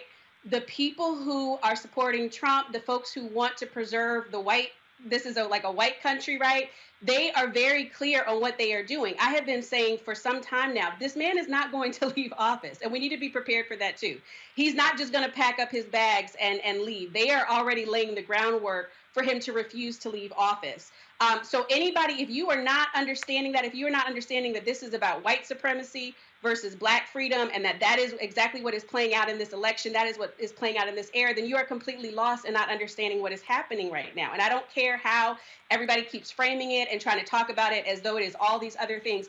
That is the central issue. This man was elected in the aftermath of us electing the first black president because it scared them in terms of not only the possibility of having a black president, but what that said about the changing electorate, what that said about the changing attitudes in America. And they are going overboard. They are fighting to the death. They are fighting to the death to preserve this idea of a whites-only nation. If we are not understanding on our side what we are fighting for, then we are going to be completely lost. That is what is at stake right now, not just in the election, but being prepared for the aftermath of the election when they refuse to accept the results. We have to be prepared for this long haul and go for every tool in the arsenal. The last thing I will say is very much like in my mind, like if you're going up against a military that has an army, right, a navy, an air force, and you're standing on your side talking about, well, are we just going to use the army or the navy? You are not going to win that war. We have to understand this has been a war against us, and that is what we are facing right now. And if things don't go the way that we need to, we have to be prepared to shut it down. We never voted our way into freedom. We didn't vote our way out of slavery, and we didn't vote our way into civil rights. I mean, we have to remember this history, and we have to carry this history with us so we can understand what to do right now. And the reason, look, some of y'all brothers who are on YouTube who getting all this salty, that ain't my point. If I ain't talking to you, I ain't talking to you. What I'm talking about, Monique, are the people who are falling for the okie doke.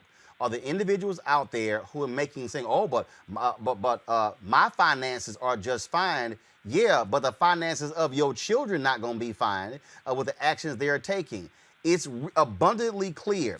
I've been yelling this for years. They want to control policy making through the courts for the next 50 years because they're still pissed after the civil rights movement and how the courts rule in favor of black people, Monique. There are people who aren't going to care that Brown versus Board of Education may be turned back. People who aren't going to care that we may never the John Lewis Voting Rights Act. There are people who even aren't going to care. They maybe don't want to have any more children or anybody in their family, so they don't care about Roe v. Wade. But when they think about pre-existing conditions, when they think about the Affordable Care Act, and when they think about the votes that are coming very soon, pre-existing conditions in the land of COVID, in the land of this pandemic, means not just that 200,000 souls have been lost, but that millions of people have been infected and inflicted with this illness, and that the ramifications are yet unknown. So when you think about being interested in judges and a Senate and a president who doesn't want you to have health care, what you really are saying is you think you came through COVID okay, but 3 weeks from now, 3 months from now, 3 years from now, your throat still hurts. You still get chronic headaches. You don't have a sense of smell. They're going to tell you that you don't have insurance for that. Does that matter to you, for your mother, for your grandmother, for your children? Does it matter? Figure out whatever your pain point is, because I promise you, whatever that pain point is, You need this administration out to do something about it. Second and last, we have to do everything. Whatever your thing is that you can do, whether it's money, whether it's marching, whether it's boycotting, whether it's sitting in, whether it's phone banking, registering your neighbors to vote, voting early yourself, having a voting plan. Listen, it's all hands on deck to the mattresses. What are you prepared to do? And I'm open to whatever you think that should be. Hit me up, hit Rolling Up, hit everybody up. We need all ideas on deck right now because I'm telling you, our very lives depend upon it. All right, Bree Newsom, Monique Presley, let's really appreciate it. Thanks a lot. We are looking at here, let's go to this here, go to my email. The Louisville Police Department are preparing for, they've already declared a state of emergency in anticipation of Kentucky Attorney General Daniel Cameron's announcement in the case of Breonna Taylor. What they have done, they have stopped all overtime for police officers. Already they're boarding up buildings there as well in Louisville. There are people who believe, Gary, that what this means is that Daniel Cameron, the Kentucky Attorney General, black Republican Attorney General, is going to announce no charges against the 3 officers involved in the shooting death of Breonna Taylor. You know, that would be unfortunate, to say the least. I am hopeful that that is not what his decision will be. And that's all we really can have at this point is hope until that answer comes. I think that there's been consistent resistance by folks like Tamika Mallory and the whole Until Freedom movement that's been located in Kentucky since this is all popped off. You know, when you look at what Republicans are doing to us in every corner of this country, for people who are not staying locked in and engaged, you know, this is why, right? This is a state attorney general who has the power to decide what we know was an injustice. He has the power to take that before the courts and do something with it. And so it is my hope that he brings charges against these cops because the calls have been clear and justice isn't in that $12 million settlement. Justice is in what the Attorney General of Kentucky does. Avis, again, so this decision likely is going to come down tomorrow. Yeah, I mean, I would be shocked if he actually provides charges. That's why they have called that state of emergency. That's why, quite frankly, it's taken that long. You know, here's the thing I always believe is the truth. It's the truth. You know, it doesn't take long to relay the truth. It takes time to construct a lie. It is no excuse for this announcement to have taken this long unless they were in the process of attempting to construct a lie. We've already seen evidence of that. We've already seen where they had a police report that tried to suggest that there were no injuries. We already saw where they tried to have some sort of deal with her ex-boyfriend to get him to lie, to say that she was involved with his drug dealings. And so they've already shown us, once again, who they are. And I believe people the first time when they do that. So I don't expect any charges tomorrow, but I expect there to be some blowback and righteous blowback to that in terms of demonstrations. And that's exactly what they're preparing for. Mustafa, they're already putting fencing around areas there. Again, they are anticipating, I mean, it's clear what they are anticipating, there to be a visceral reaction to a decision not to indict the officers. Again, no decision has been announced. People are simply speculating that when you make that sort of announcement, that you are expecting a backlash from the community where the 3 officers will not face charges. Yeah, and I'm with Gary. You know, I'm hopeful, but I also understand when you put this type of infrastructure in place, there is a reason for that. They know if it was going to be something that was favorable, that people would then, you know, they would not need to continue to protest, and they would not need to, you know, do all the things that are necessary to let folks know that there is displeasure in what has been going on. So I'm real clear. You know, I've been doing this a while, like most of us. And when you put that type of infrastructure in place, there's a reason for it. All right, then. All right. Mustafa, Avis, and Gary, I sure appreciate y'all joining us on today's show. Thank you so very much. Thank you. All right, folks, got to go to a break. We come back. Fit, Live, Win Monday. We'll talk about emotional eating. Could that be the reason you cannot lose weight? That is next on Roland Martin Unfiltered. As our community comes together to support the fight against racial injustice, I want to take a second to talk about one thing we can do to ensure our voices are heard. Not tomorrow, but now. Have your voices heard in terms of what kind of future we want by taking the 2020 census today at 2020census.gov? Now, folks, let me help you out. The census is a count of everyone living in the country. It happens once every 10 years. It is mandated by the U.S. Constitution. The thing that's important is that the census informs funding, billions of dollars, how they are spent in our communities every single year. I grew up in Clinton Park in Houston, Texas, and we wanted new parks and roads and a senior citizen center. Well, the census helps inform all of that and where funding goes.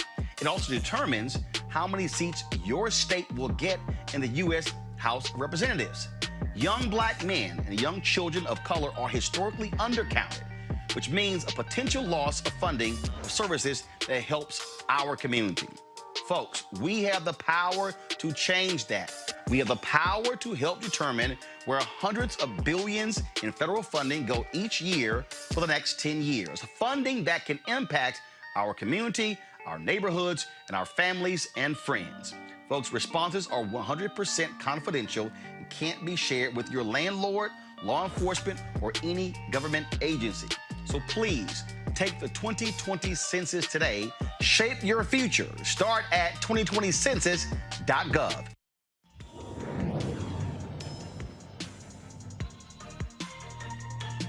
Had a lot of pain in this country. Trump can show up and say anything, and they can just go, oh, yeah. And the African-American community was great to us. They didn't vote. You know, he just called you stupid. Did you hear that? But he's for us. Really? And they were just regurgitating the things that they had heard on a radio or in the barbershop or something that somebody had told them. They hadn't thought about it. Democracy is in danger because people don't know how to think. I'm done with trying to convince people to try to vote for their, for their life. You have to run for your life. I'm gonna go try to get people who are open to it and lead them. I'm done with hope. Fuck hope, fight.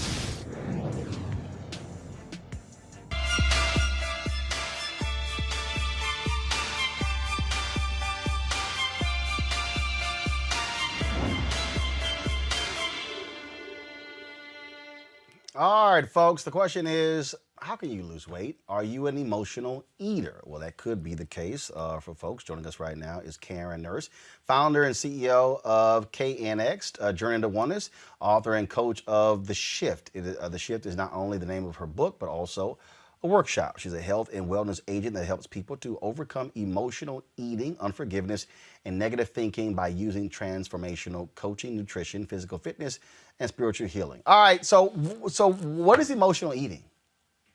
And how do you detect it? Well, first of all, Roland, thank you so much for having me. It's awesome to be here on your show.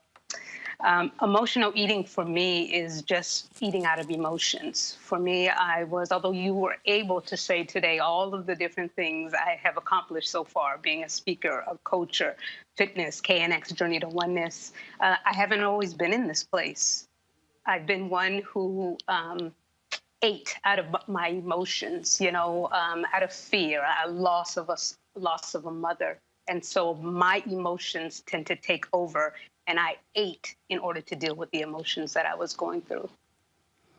So how does a person even recognize that, or how can someone, if you're married to somebody, you could be a mother or father, you could be a partner, a friend, or whatever, how do you recognize that and help someone through that and to help them identify that? Okay, well, for me, I had to go through a whole journey. I went through a whole process of knowing that's where I ran to. I ran to food for my the things that I was dealing with in life. So as I ran to food, can you hear me okay? Yeah, no, we hear you fine. Go ahead. Okay. So I ran to food. And so once I was able to identify the fact that, one, I had lost my mom, and thinking about the fact that I had lost my mom and being stuck in that place of losing my mom, and then trying to raise a son on my own, those were the areas that I went through my own journey. I had to first go through my own journey and identify that those were the areas that I was stuck in my life. And as I began to deal with those emotions, deal with the fact that I had lost my mom and didn't overcome it, that's when I began to see that I needed to first deal with those emotional eating. And so, in dealing with that, help somebody out there who's watching. And so, how do they dig themselves out of that? Go ahead and pull a photo up, folks. So the photo on the right is where you were, and then the photo on the left. And so, was it a combination of diet and fitness? And where did you start? I mean, so what was the starting point? I think a lot of times people focus on what somebody looks like afterwards, but they really don't get. People need to understand just where that starting point was. That got you on the road to wellness. Absolutely. Well, for me, it was a matter of, I'm just going to make sure I look at my notes here. I was dealing with the fact that, you know, I'm in this place of being a single mom. I'm 90 pounds heavier, and I'm trying to overcome this place that I'm in. I've been dealing with yo-yo dieting for years. And then after dealing with yo-yo dieting, finally being in a place of, one, let's stop and think about what it is that we're thinking about. You know, we have about 50 to 70,000 thoughts a day. And whether we realize it or not, these thoughts that we're thinking can either keep us feeling uplifted and motivated or feeling hopeless and bound. And for me, that's where I was, and can be for a lot of us. We get stuck in this place of being, for instance, for me, like I said, being that single mom and not knowing I'm going to raise this young Black man alone, right? And then the second thing, like I said, the loss of my mom, the trying to work in corporate America, being unseen, being unheard, feeling underprivileged, right? And then finally getting into this place where you're using food to comfort, using food to try to overcome these places that I was in. And as I began going down this journey, God had to pull me out and show me, hey, Karen, what are you thinking about? What is it that you're thinking about? So many of these things happened a long time ago in my life. But because I was still stuck in that place and playing those same memories over and over and over again in my mind, that's where I stayed. And I used food as comfort. I used food to deal with those emotions. And once I got to a place of realizing, well, God had to show me that using food as emotions, if I didn't release those emotions, I would continue to feed them. And once I began to release those emotions and allow them to free myself from them is where I started to overcome that place that I was eating in. And again, going through that particular process, what outside help did you get? Okay, well, for me, it was really eradicating that negative thought that I was thinking. I started, first of all, studying nutrition extensively. Many times, especially us as the Black community, we have no idea of the foods that we are eating. We have no idea of the processed foods that many times the sugar or sometimes even the meat or sometimes the processed foods that we're eating has an effect on our emotions and on our diet. So as I began to study nutrition, I started seeing, oh my God, this is where these factors lay. So first it was nutrition, and then the importance of moving our bodies, getting up and physically moving. And it doesn't have to be this really big HIIT, which is one of the classes that I teach now, HIIT, CrossFit. It doesn't have to start there. It just has to start with getting up and physically beginning to walk and move your body. The other thing was, what was it that I was thinking? Beginning to change your mindset, what it is that you're thinking. If you can think about what it is that you're thinking and begin to change your thinking process around it, you can begin to shift your lifestyle. Absolutely. All right, then. Well, where can people get more information to follow up if they're interested? You can follow me at KNX. You can check out my website, knx1.com. This is some of the new workshops that I have coming up. So we'll talk about weight loss, physical fitness, healthy eating, shifting your mindset, spiritual healing, and forgiveness. Our bodies is made up of 3 pillars: the mind, the body, and the spirit. If one of those pillars is out of whack, it can throw our whole being out of whack. So what area is it need to begin to focus on to bring those 3 pillars back into an alignment? And so this is one of the workshops that we have here. There's also the KNX Shift book that we have. Yeah, thank you so much. And you can start there. The book, you can get it on my website, like I said, knx1.com, or you can get it off of Amazon, KNX. Just look up The Shift by Karen Nurse. And right now I'm doing a special just for your viewers only, Roland, where you can purchase the Kindle copy for $2.99, and then actually have an opportunity to set up a time where you can speak to me about enrolling in a workshop as well. And forgive me, this is all very new to me, and so I'm a little nervous. So thank you so much for having me and bearing with me as I speak through this. All right, then. We certainly appreciate it. Thank you so very much. Good luck. Thank you so much, Roland. Have a good one now. All right, thank you very much. All right, folks, we want y'all to support what we do at Roland Martin Unfiltered. Joining our Bring the Funk fan club. It is vital that you do so. It allows for us to be able to continue bringing you the great content that we do. You can do so via Cash App, $RM Unfiltered, paypal.me/R Martin Unfiltered, venmo.com/RM Unfiltered. You can send a money order to New Vision Media, Inc., NU Vision Media, Inc., 1625 K Street Northwest, Suite 400, Washington, D.C., 2006. Again, we've got about 12,500 fan club members. Our goal is to have 20,000 folks by the end of the year join our fan club. And so our goal is to get you to give $50 or more. And of course, if you give less, we appreciate that as well. That's $4.19 a month, 13 cents a day, and we certainly hope you do so. All right, folks, that is it for us. We've got to go. Shout out North Carolina A&T. When I spoke there earlier this year, this was one of the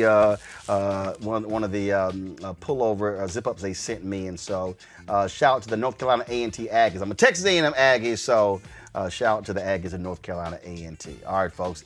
I'll see you guys tomorrow right here on Roland Martin Unfiltered. Don't forget, please subscribe to our YouTube channel. Click on the button, turn on your notifications, so when we go live, you'll actually see our videos. And we also thank you for watching our videos on YouTube, because that generates revenue for the show, for us to keep doing what we are doing. All right, folks, take care. We'll talk. Holla!